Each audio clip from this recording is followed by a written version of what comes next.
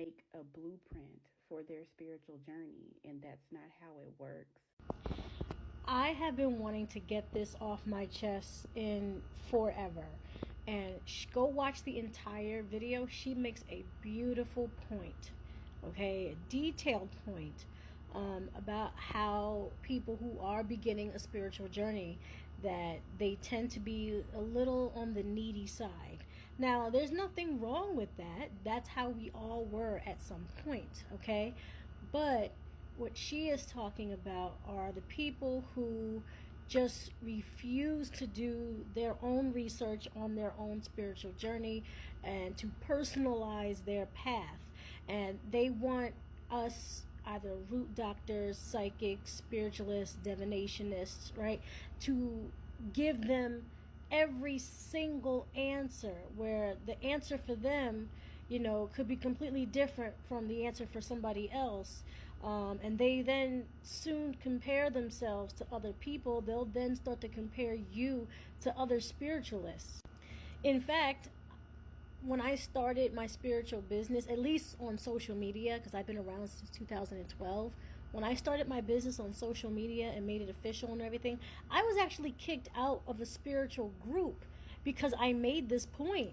And I had a mob of people coming after me saying that if I am going to be on a spiritual journey, of course I want you to hold my hand. I don't know what I'm doing. That's the first red flag.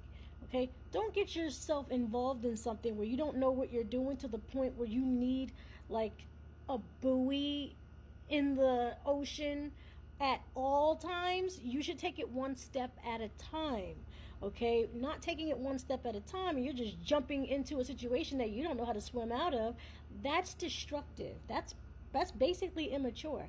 And that's what you get. You get immature people on this path that expect you to know every single thing. And when she talks about the bad mouthing, yes, totally, 100%. I've experienced it myself to the point where I ended up having 2 stalkers and I met them doing my spiritual practice. Okay. One joke that I make to a client that I no longer see is that I'll tell her I'm not a drone. And when I say a drone, during these readings and stuff like that, they'll say things like, or they'll ask, well, when I get to this place, what is this person gonna say? How in the hell should I know that? I can see the overall, right? Spiritualists can see the overall. We can envision things too if you were to encounter a fight or an argument and stuff like that. But what is specifically said, okay, that's not a thing unless you go into some deep, deep sleep divination. But there's no way no one's going to pull that rabbit out of their hat during a 30-minute reading. Okay, and it's something I used to say to her all the time because it's like, how the hell should I know? I'm just telling you the energy is bad. Whatever they're going to say, it's going to be bad or good or whatever the reading is. And they tend to get disappointed when you don't know exactly what the person's going to say. Like, you think psychics and spiritualists are like sitting in people's closets, like with a tape recorder, recording everybody you're trying to get readings on. Okay, and plus, I don't do readings on other people that are not present at the reading. Okay, so they need some other type of help. Okay, like they need a crystal ball or something to get all that novelty spiritual work done. When real spiritualists like me and the woman in this video, we're doing the stuff that matters. Okay, we're doing the stuff that is going to matter overall. We're not into who he said, she said. We're not into that. To us, it's either do you want us to fix the problem or not. Right? Trying to get spiritualists in a back and forth, it's not our style. That's why spiritualists don't come to you asking if you need services. If you need services, we just give you every ability to find us. But we're not going to be knocking on your door. That's creepy. Okay? And that is definitely a red flag if you get anyone doing that. Okay? And if there is a psychic telling you exactly what is said, okay, that's a red flag. They are fake. And for you to believe them, I'm sorry, but please don't get scammed. But it's so easy. Now, I'm going to be a little bit more delicate because I do know a lot of those behaviors are contributed, to mental health. Okay? So I am very patient with people that I know who are going through a mental health issue, and you will get a lot of mental health, clients that really have no business getting readings, where they really should just be getting counseling. Okay, but at the same time, there are some people out there who know what they're doing and they just want to be terrorists. Some people are jealous of what you're doing.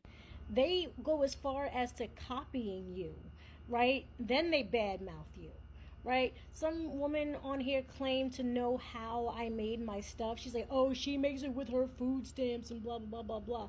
Not true. But, I mean, like, who cares if I did? It's not illegal, okay? Like, they get to the stupidest, like, literally, like I said, immature.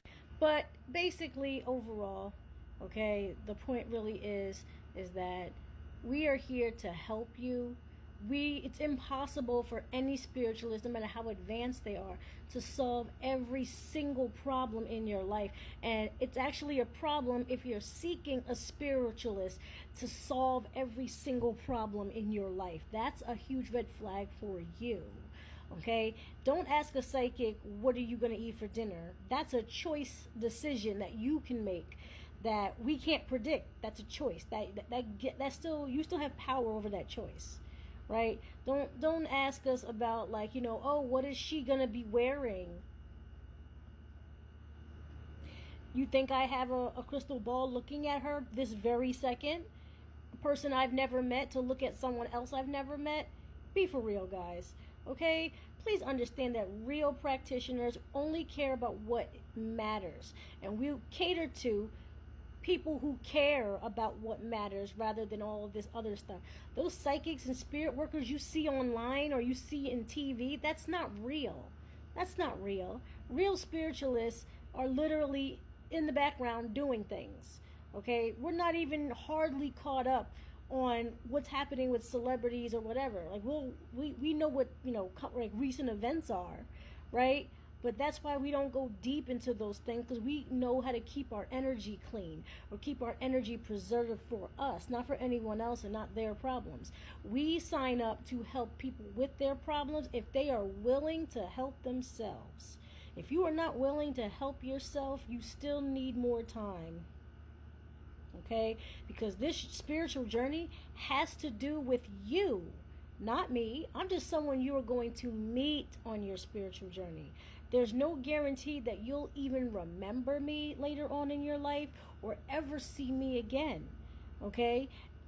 But understand that this is not for the weak, and this is not for children. Okay? But like I said, if you find yourself always asking a spiritualist for every single piece of advice, you might just need counseling.